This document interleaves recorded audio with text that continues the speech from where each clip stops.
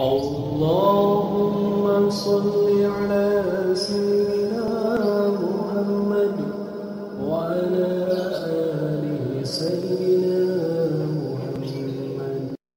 Assalamualaikum warahmatullahi wabarakatuh. Segala puji bagi Allah subhanahu wa ta'ala. Sholawat beserta salam semoga tercurahkan kepada baginda kita Rasulullah Shallallahu Alaihi Wasallam, para sahabat yang beriman dan seluruh kaum muslimin yang senantiasa berpegang teguh kepada sunnah Rasulullah Shallallahu Alaihi Wasallam sampai hari kiamat. Sahabat, patut kita ketahui setiap manusia yang hidup di dunia ini pasti akan mati. Kelak semua amal perbuatan kita di dunia akan diminta pertanggungjawaban oleh Allah Subhanahu wa ta'ala.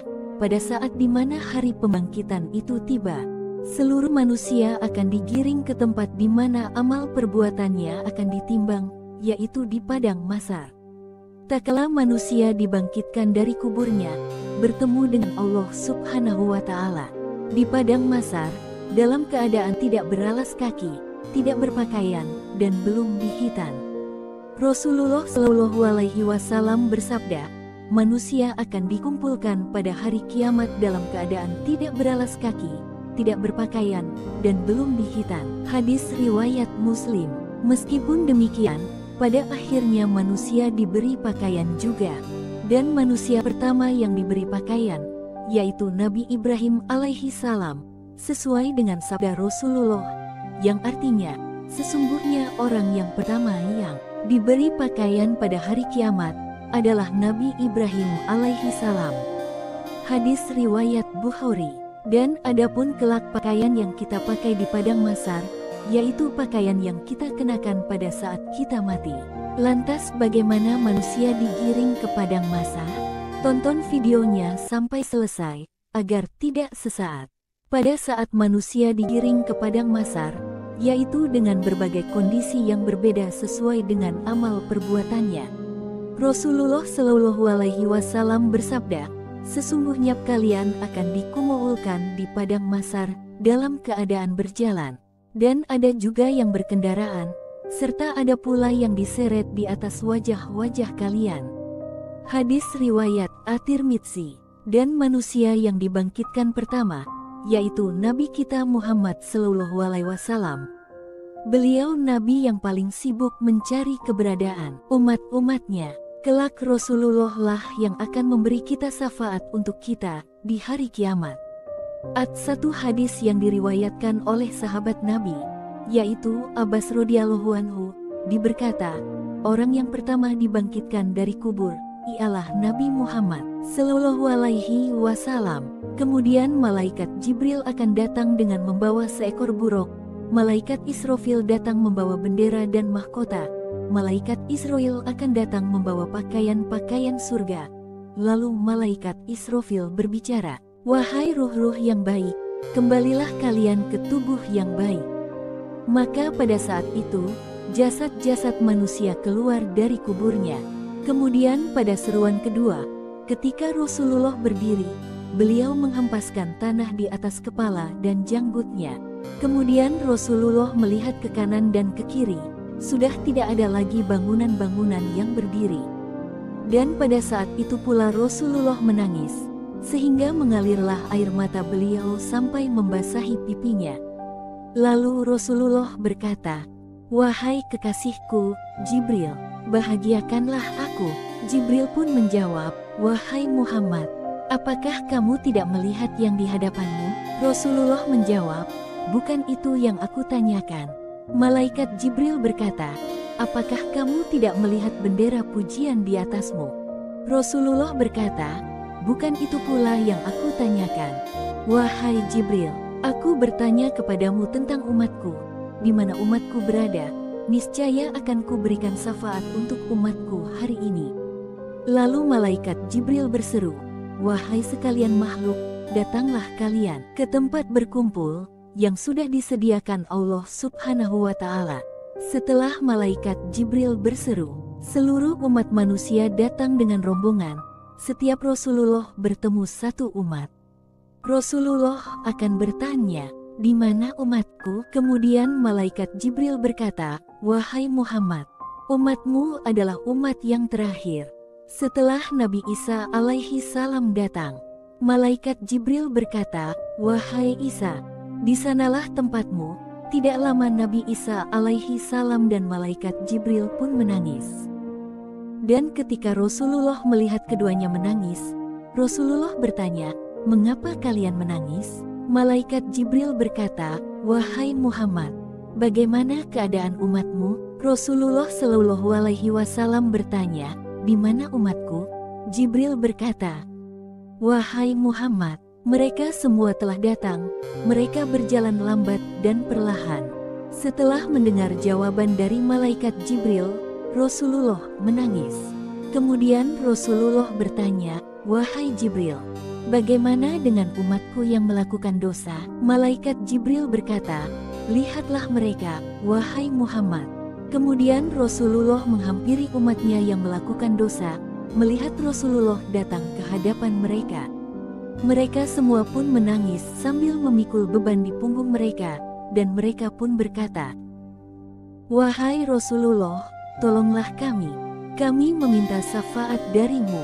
Rasulullah tak kuasa menahan tangis melihat umatnya, dan Rasulullah berkata, "Wahai umatku, aku akan memintakan syafaat untuk kalian kepada Allah Subhanahu wa Ta'ala." Kemudian Rasulullah Shallallahu Alaihi Wasallam membawa umatnya berkumpul di sisinya. Tangis haru mereka pecah karena mengharap syafaat dari Rasulullah.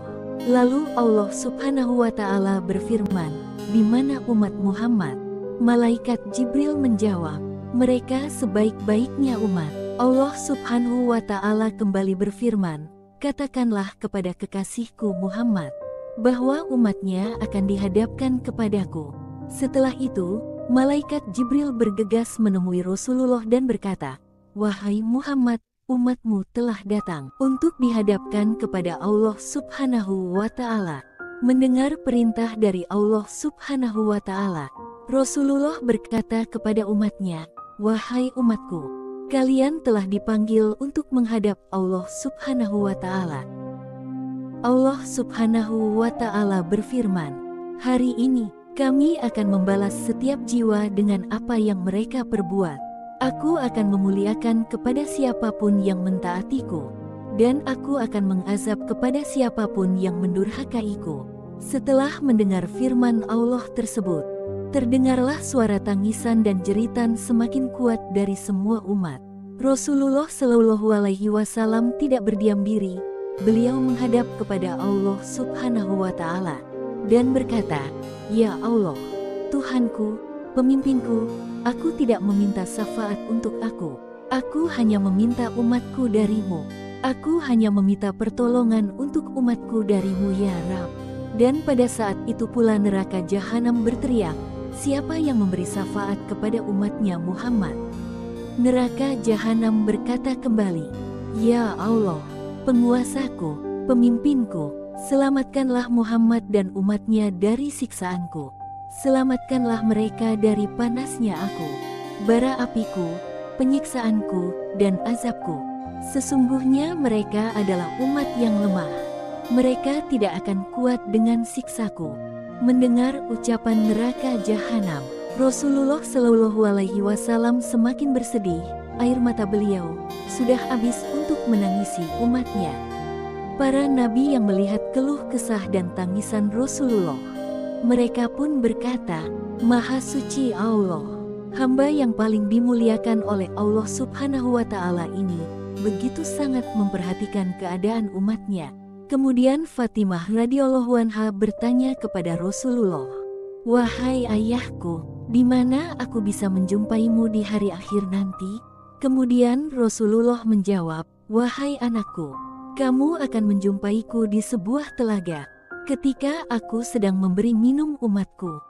Dan pada saat itu, masih banyak umat Rasulullah yang mencari keberadaan beliau untuk berharap mendapat syafaat dari Rasulullah Shallallahu Alaihi Wasallam.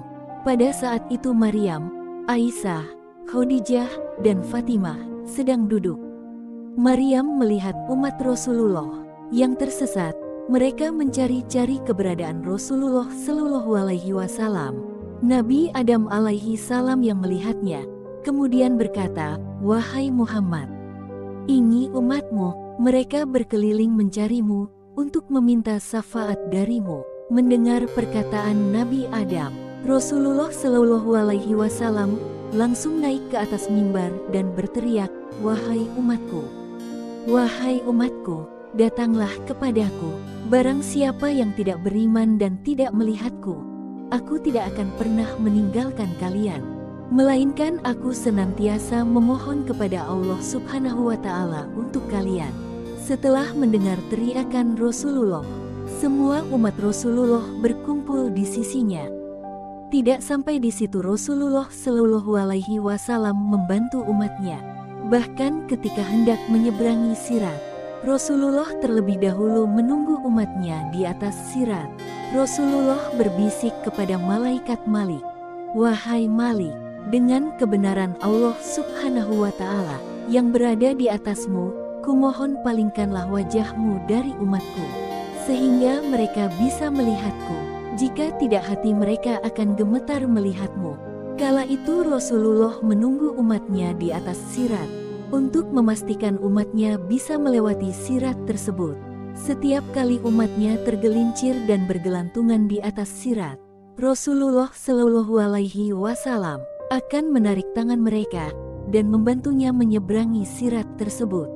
Pada saat itu, Rasulullah tidak henti-hentinya berkata, "Ya Allah, selamatkanlah umatku, selamatkanlah umatku." Bahkan sebelum beliau wafat, beliau berkata, "Umati, umati, umati."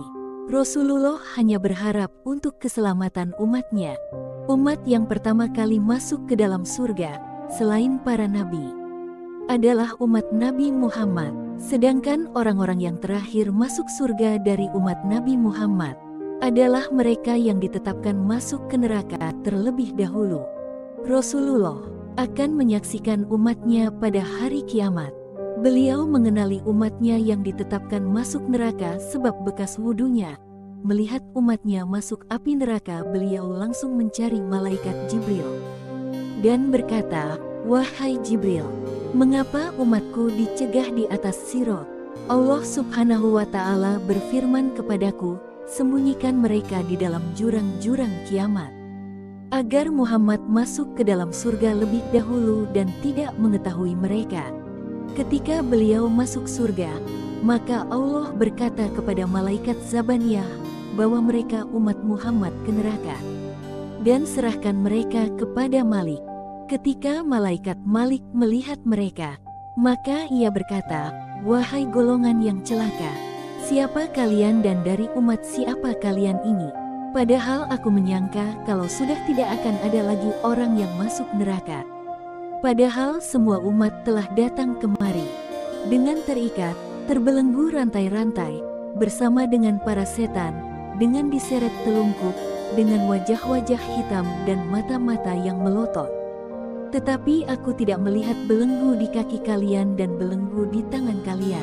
Dari umat siapa kalian ini sebenarnya?" Umat Muhammad berkata, "Jangan bertanya siapa kami wahai Malik, karena kami malu."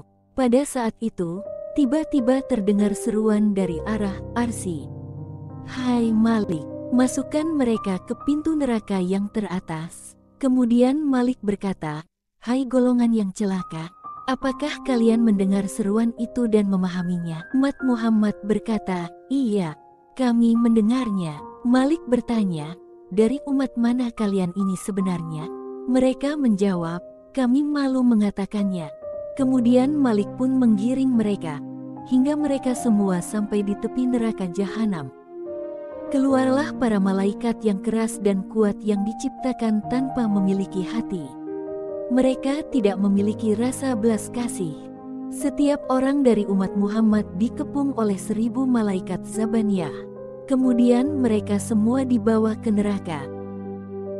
Ketika api hendak membakar wajah dan hati mereka, maka kemudian terdengar seruan dari arah Arsy, "Hai Malik, Jauhkan api dari wajah dan hati mereka, karena mereka sudah lama sekali mengakuiku dengan lisan mereka dan mengetahuiku dengan hati mereka.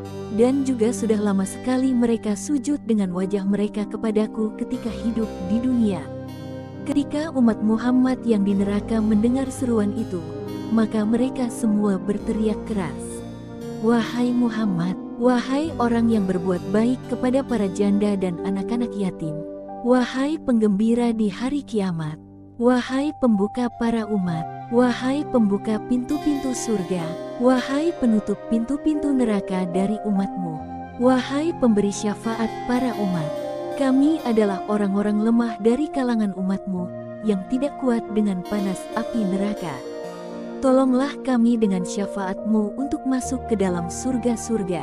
Salah satu dari mereka meletakkan kedua tangannya di kedua telinga seperti orang yang azan, dan menyeru dengan suara paling keras, "Kami adalah umat Muhammad." Mendengar pengakuan mereka, Malik pun menghadap ke arah surga. Ia berkata kepada Nabi Muhammad yang tengah menikmati surga, "Wahai Muhammad, kamu tengah menikmati surga, sedangkan umatmu yang lemah meminta tolong kepadamu. Tolonglah mereka karena mereka adalah orang-orang lemah yang tidak kuat dengan api." Ketika perkataan Malik sampai kepada Nabi Muhammad, maka beliau beranjak dari ranjangnya dan bergegas menaiki buruk dan berkata, "Hai buruk, cepat-cepat, umatku adalah orang-orang lemah yang tidak kuat dengan panas api." Kemudian Nabi Muhammad menaiki buruk dan mendarat di dekat tepi jahanam. Ketika mendengar suara mereka, maka Nabi Muhammad menangis, dan mereka pun juga menangis.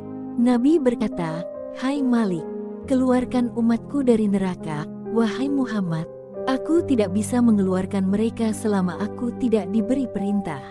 Kemudian Rasulullah menghadap ke arah tiang arsy. Beliau turun dari buruk dan bersujud. Dalam sujudnya, beliau berkata, "Ya Allah, bukankah engkau telah berjanji kepadaku untuk tidak membakar umatku di neraka?" Allah menjawab, "Hai Muhammad, mereka telah melupakanmu dan meninggalkan syariatmu di dunia. Oleh karena itu, aku membuat mereka lupa dengan syafaatmu untuk mereka. Sekarang berilah mereka syafaat." Kemudian Nabi memberi mereka semua syafaat dan mengeluarkan mereka dari neraka.